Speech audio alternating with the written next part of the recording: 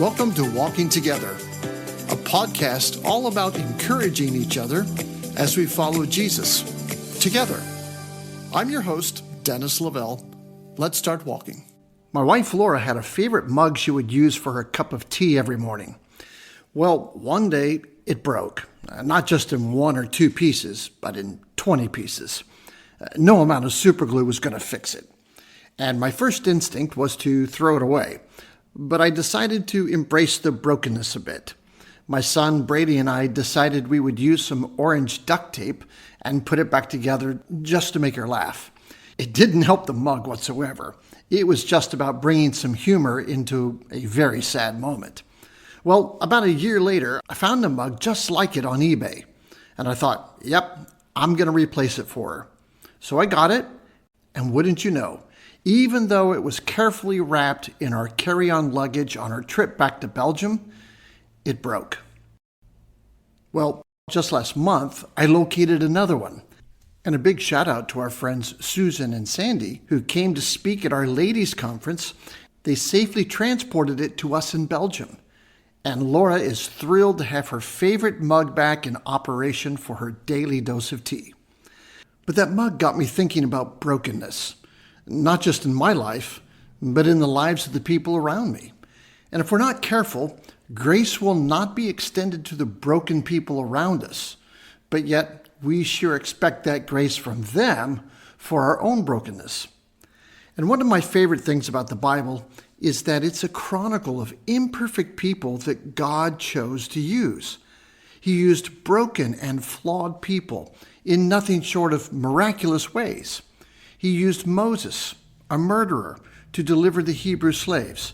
He used David, an adulterer. He even included Rahab, a harlot, in the messianic family line.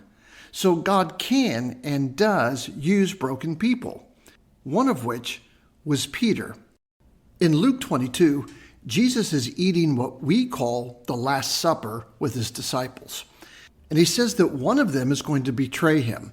And they all wonder who it was going to be. But apparently that discussion didn't last too long, because then they move into arguing about which of them would be the greatest in God's kingdom. But then Jesus looks at Simon Peter and says in verse 31, "Simon, Simon, behold, Satan has desired to have you, that he may sift you like wheat.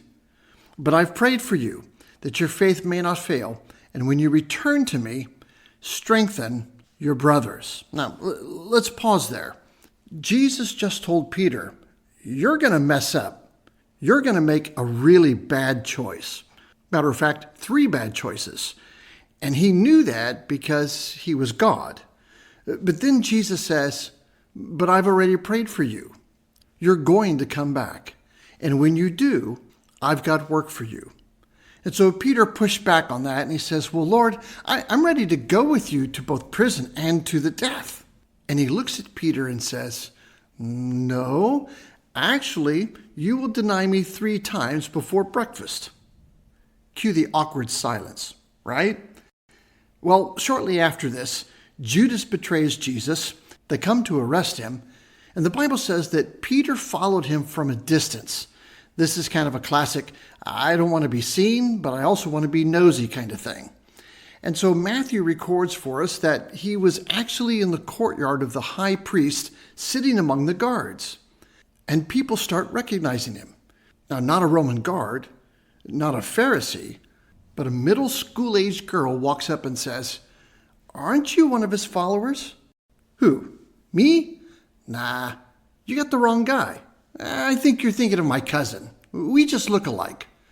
Then Matthew tells us that he got up and kind of headed toward the exit, which I guess would have been the entrance. Then another servant girl said, hey, weren't you with Jesus? Nope. Pretty sure I saw you.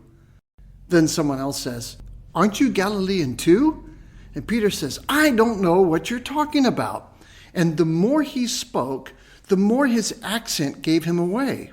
And then he used some very colorful language and cursed and swore. No. I have nothing to do with this Jesus guy.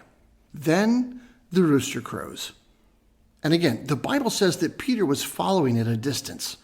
But he couldn't have been that far away, because right after he denied knowing Jesus for the third time and the rooster crowed, Luke 22:61 tells us that the Lord turned and looked at Peter. And Peter remembered the saying of the Lord, "Before the rooster crows today, you will deny me 3 times."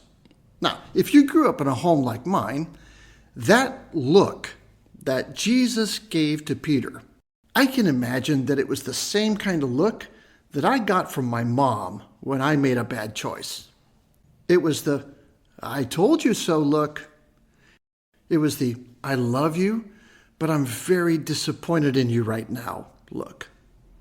And Peter, realizing what he had done, just ran away and wept. And he was probably thinking, I had one job, to stand up for Jesus, and I blew it. I guess our friendship is over now. But Jesus didn't do that at all.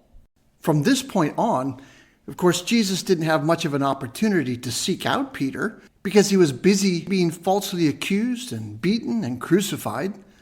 But on resurrection morning, we read in Mark 16:7 that the angel tells the 2 Marys to go tell his disciples and Peter that he had risen and that he'd meet them in Galilee. And that's where they would see him just as he had promised. And so when Peter does see Jesus again, Jesus didn't criticize him for his lack of courage. Matter of fact, he didn't even bring it up in conversation. Now, if I were Jesus, which is a terrifying thought, I probably would have had some sarcastic thing to say. Something like, "Hey, Pete, remember when you said you'd never deny me? Yeah, good times." Or how about 3 denials in one night?